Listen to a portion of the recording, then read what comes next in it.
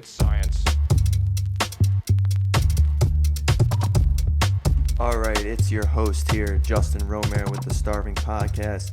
My good friend is with me today, as usual. Jordan, how are you? What's going on? Jordan is in Prague, right? Yeah, still here for the time being. Gonna get his PhD soon, hopefully. It's a plan. Gonna be home.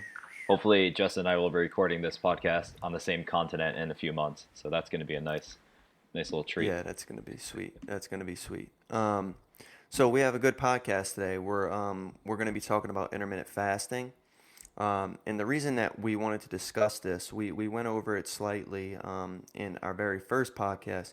So go back and check out that episode where we compared different diets. But it's a very popular diet right now, and we want to sort of, provide our listeners with some factual information about why this diet works, how it works, and then if they can incorporate it into their lifestyle, how they might be able to do that and how they might be able to adhere to the diet long term. And in efforts to do this and provide the most accurate information, not only did we look into the literature, but I also decided to do the diet myself for 10 weeks. And, after doing the diet for 10 weeks, I decided that honestly, it was just something that was pretty easy for me to follow. And it really, it's something that fit my lifestyle. So I just continued to do it. And here we are. I'm doing it today. I haven't eaten yet. It's about, it's 8:38 here, but I won't eat until about 12. So, and I feel good. I don't feel overly hungry or anything like that. So, let's hop on in, huh, Jordan? Hell yeah, let's do it. That's really cool that you're able to make the diet work into your schedule. I've pulled quite a few of the students here, and they're saying something similar that they'll maybe stop eating around 10, 9, 10 at night and then eat the rest of the day. So you introduced the idea of intermittent fasting. So maybe give us an idea about your time breakdown. So when was your last meal? When was your morning meal or afternoon meal? And did you do any larger fast to kick it off? Because I've also seen that some people will do like a cleansing fast of maybe 24 hours or something like that. So let's break it down. Yeah. So, there's a couple of different definitions. So there's intermittent fasting, and intermittent fasting is basically, a period in which you do not eat for large amounts of time, and then a period where you can eat. But to define that differently than time restricted feeding, you have to make sure that if you're doing intermittent fasting, you're at a caloric deficit. So you're eating less calories than you normally would be, because the time restraint of you not eating doesn't allow you to get in enough calories. Okay, so what that looks like is something like people call it a 16-8 split. So it's where you're not eating for 16 hours and you're able to eat for 8 hours. So for me, I'm able to eat from 12 o'clock, which is around lunchtime, to about 8 o'clock at night. This is pretty standard. So basically, for some people, it's just skipping breakfast. Other people that eat 2 meals, some of our performance athletes, it's skipping two meals in the morning. But for most people, it's just skipping breakfast. It's pretty cool. And you eat till 8. Yeah. It's you really do get used to it. To truly do it, you want to just drink water. Some people also drink coffee. I drink coffee with it because I can't get up in the morning without 'Cause having you're a cup human. of coffee. Yeah. Yeah, Yeah. exactly. There's nothing wrong with that. Yeah, so I have a couple cups of coffee throughout the morning, 2 cups. But coffee is a xenobiotic, which means it's a substance foreign to the body that you're intaking. So it does start some different metabolic processes. So technically, even though it's no calorie, if you're drinking it straight black, Yeah. it's not technically allowed in the period. But, people have different thoughts. Either way, if intermittent fasting is to put you at a caloric deficit because of the time, then it's still all the same, right? Because Yeah. black coffee is calorically neutral. So that's really the definition of intermittent fasting versus time restricted feeding. And I really wanted to find the difference between these two because in time restricted feeding, right, there is no caloric deficit. You are eating the same amount of calories that you were when you were eating all day long, okay? But you're decreasing, you're changing the time window that you're allowed to eat. So you still do 16-8 like intermittent fasting, but you're eating the same amount of food. Like you're basically taking that breakfast meal with all of your other meals and just eating that from 12 to 8. Does that make sense? Yeah, you're getting all your work in, so you're still keeping those gains, as it were. You're just eating like a house, but doing it in a smaller window. I think that makes Precisely. Yeah, it makes sense. Yeah. So Yeah. let's get into the oh geez, let's get into the I'm fighting a cold here. The specifics of your particular fasting, and yeah, I know we're all gonna be coughing. So Justin, I know you did the intermittent fasting, but I was also following you when you were doing that 48-hour fast. So can you, just for my own curiosity, I think some of the listeners too, can you explain how you did the fast, but also maybe some of the mental component of it too? Because I mean, not eating when you wake up or before you go to bed at night. Um, yeah, so you want to take us through that a little bit? Yeah, absolutely. And, I have a lot of data from this period of time that's, subjective based off of my experience and anecdotal, but also, my blood work and other metrics that we'll talk about. But basically, after the 10 weeks was up, I decided that I was going to obviously get all of the data that we're going to describe, but I also decided that I would do a total 48-hour fast. So where I'm not taking in any calories for 48 hours. So I did intermittent fasting for 10 weeks, and in 48 hours, only coffee and water. Oof. And yeah, people have talked. It was rough. It wasn't easy, especially the night of the first day. Yeah. Um, but well, the accountability was there, right? Because I posted on social media through our company, Consistency Breeds Growth, and as well through my own profile that I was doing it, and I had people asking me questions about it and things like that. So it really helped me stay accountable, and this is something that works really well. If you're gonna start a diet and you want the accountability, you have your coach, right? If you hire a coach, Yeah. but also tell your friends and family and everybody what you're doing so that if there are cookies around, they're looking at you. Yeah. You know what I mean? And this is what I did to sort of get through it. So mentally, it definitely was a challenge, Hmm. but I found my way through it, and so that's what the 48-hour fast really looked like. I found that I was a little bit restless at times. Um, there are a number of different reasons that that could be a factor. One is there's basically you're not taking any protein. In protein, you have tryptophan. Yeah. Right, this is what everybody talks about. Turkey, Thanksgiving makes you tired, which has been proved to be a myth. But anyway, tryptophan, which is in all kinds of different proteins, not just turkey, is not being digested and absorbed because I'm fasting. Hmm. And tryptophan is actually the precursor to serotonin in the body, which is the precursor to melatonin in the body. And melatonin is obviously, a compound that, it regulates sleep and is secreted and synthesized in the body to allow people to sleep right before bed. And this is based off of your body's circadian rhythm. It knows, oh, there's no blue light around. What's going on? Oh, time for bed, and Make it then groovy and hanging out. yeah, That's exactly, Yeah, exactly.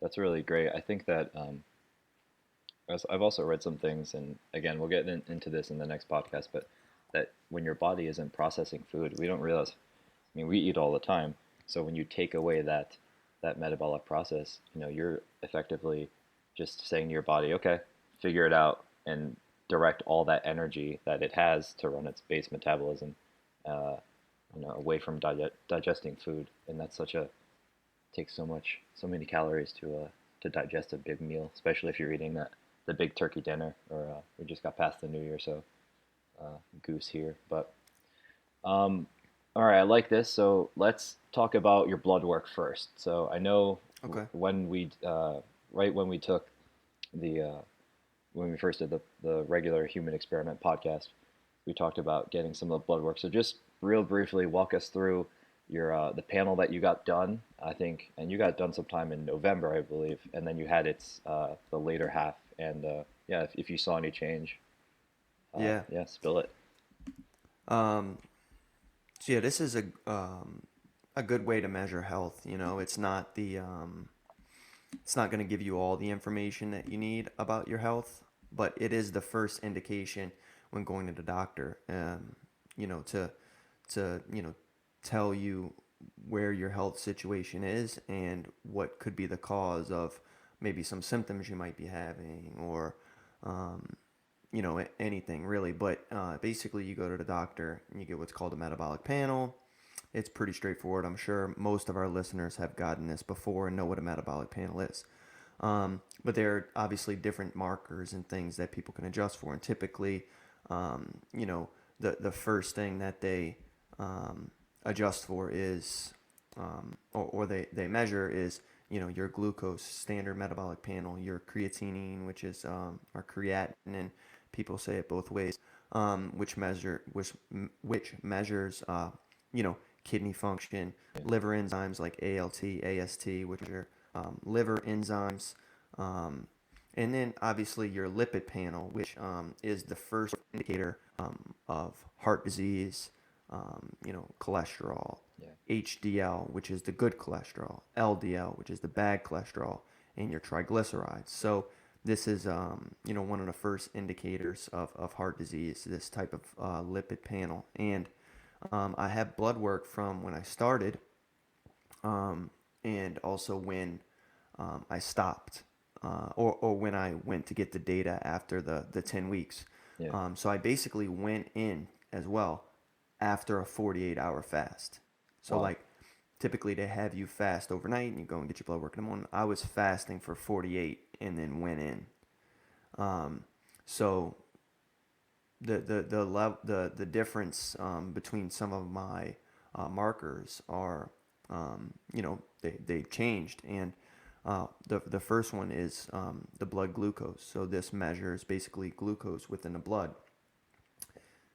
So carbohydrates are our main source of fuel for recovery and for activity, when we're doing exercise, right? Especially high intense exercise.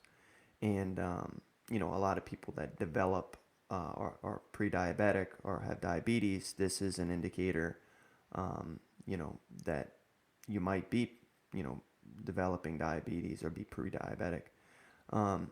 And typically the range for this is between 65 and 99 milligrams per deciliter. And my value prior was 93. Mm. And after fasting for 48 hours, of course, my body's not getting any carbohydrates, right? All carbohydrates eventually break down into glucose. So my body's not getting any carbohydrates. My glucose level was actually 72. So this is only almost a 20-point difference. That's a huge, huge, orders of magnitude different than prior. So this was exciting. And then just a few of the other markers Mhm. that changed drastically. All of my blood work was within range, but the numbers that got better also include cholesterol. So my cholesterol, their standard range is 125 to 200 milligrams per deciliter. It was 158 prior, and after the 10 weeks, it was actually 132, which That's is pretty great. insanely low cholesterol. And then my HDL actually went up, which is good because that's the good cholesterol. Went from 71 milligrams per deciliter to 78. And then my LDL cholesterol went from 70, which is the bad cholesterol. LDL cholesterol is the bad cholesterol. Went from 77 actually down to 71. And my doctor was actually saying while I was in there is that I probably have a gene um, that allows me to really essentially pass LDL very well. I have very good LDL clearance, which is a good thing Yeah. because LDL is the bad cholesterol. People that don't, we talked about this in one of our earlier podcasts, Mhm. that have like familial hypocholesterolemia can actually have really high LDL levels, which puts you at risk for heart disease. So a lot of numbers really improved. I was really happy about this. And it shows that this works. And keep in mind, I was at a caloric restriction. I was doing intermittent fasting. I wasn't doing time restricted feeding. I was eating less. So that also plays a role here. Yeah, that's great. I think that um, it's something, hopefully our listeners will appreciate and maybe go and explore on their own. It's just it's invaluable information, and we can read all you want, but when you want to put the rubber to the road, so to speak, it's great to actually have the data on paper.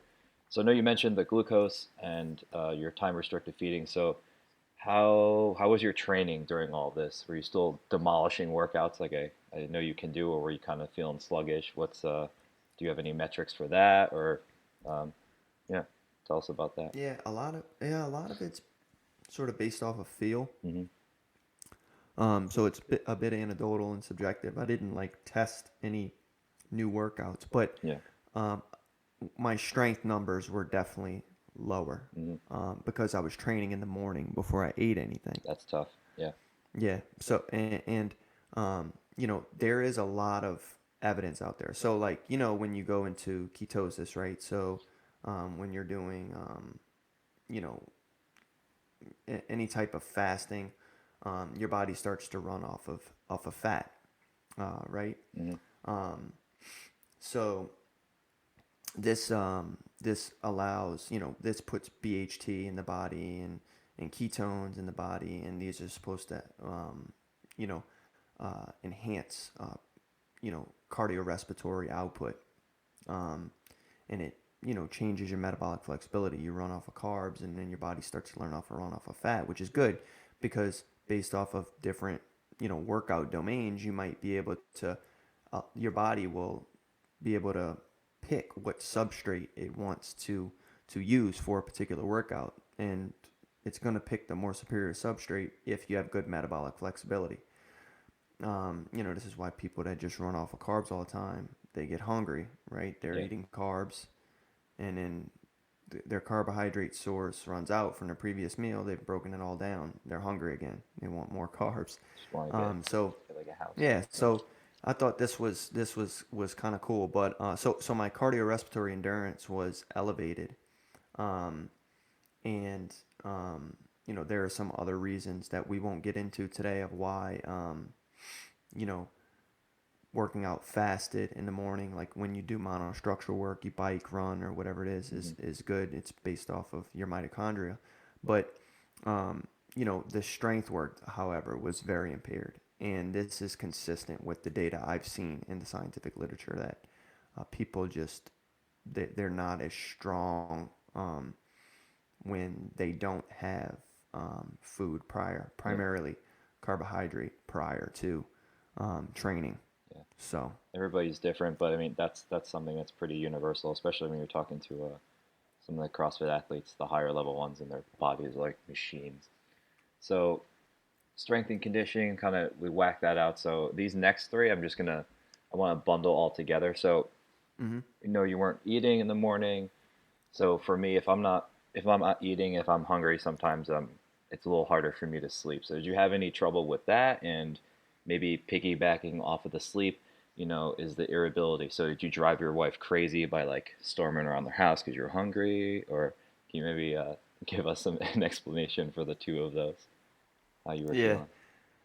yeah. The sleep was tough especially for the 48-hour fast. It was okay during the intermittent fasting, and I fall asleep fine now, no problem. And like I said before, that tryptophan getting protein, it's not there. So if you're not getting tryptophan, you're not synthesizing melatonin. So this was definitely a challenge. I wouldn't find myself overly irritable. Um, like the hangry people get hangry. My body, it started to learn how to, legitimately, I was feeding myself. I was Yeah, feeding off of myself for the 48-hour fast.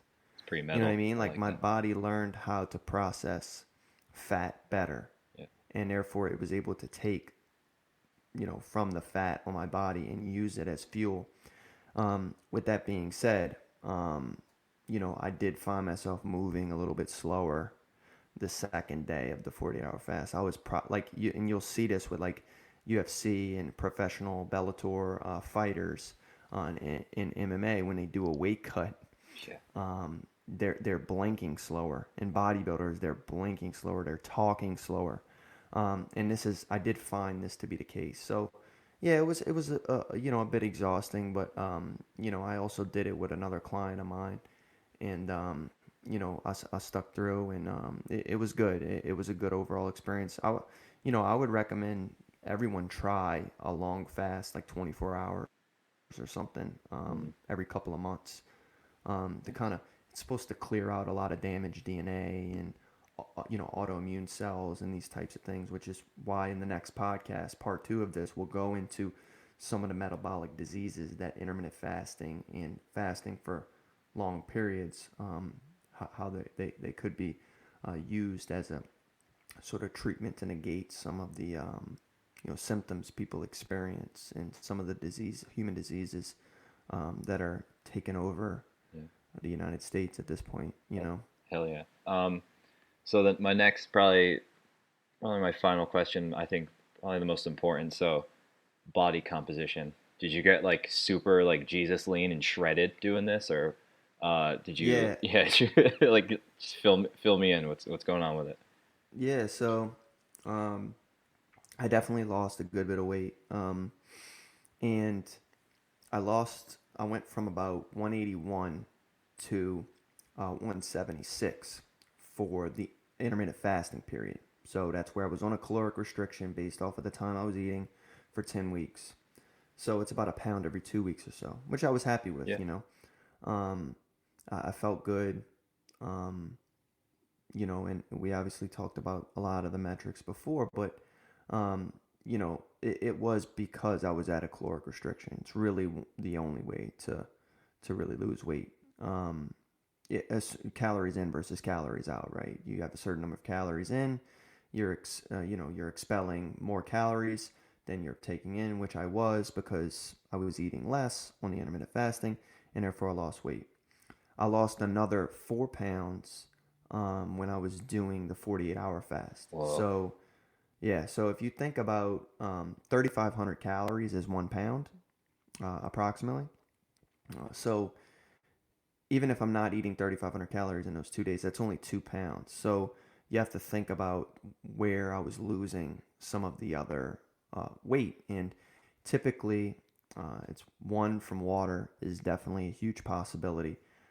It's really hard to drink enough water when you're fasting because your body's not getting water from food, right? If you look at the pathway of carbohydrate, it gets broken down into glucose plus water, right?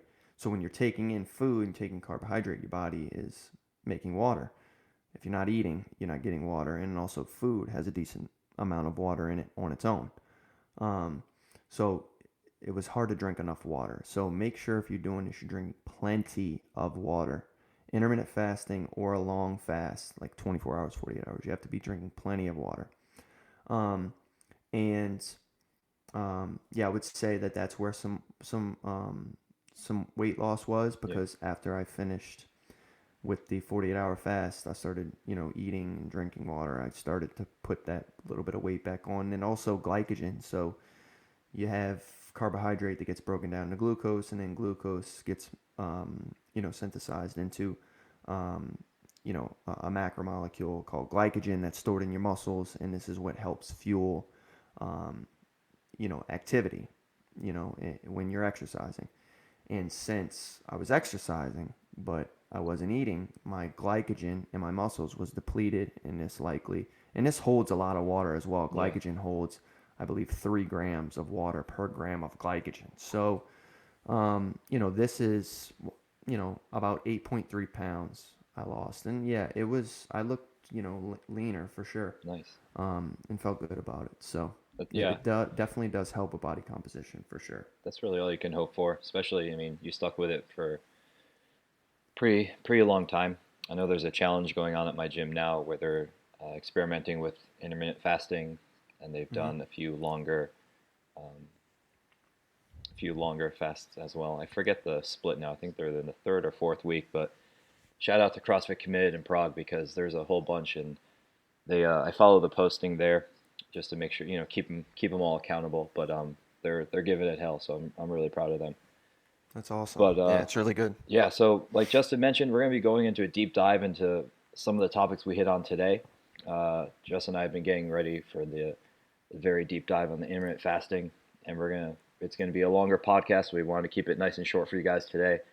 Yep. And yeah, so Justin, you want to add anything more on your life changing and like Jesus leaning experience with this before we wrap this bad boy up?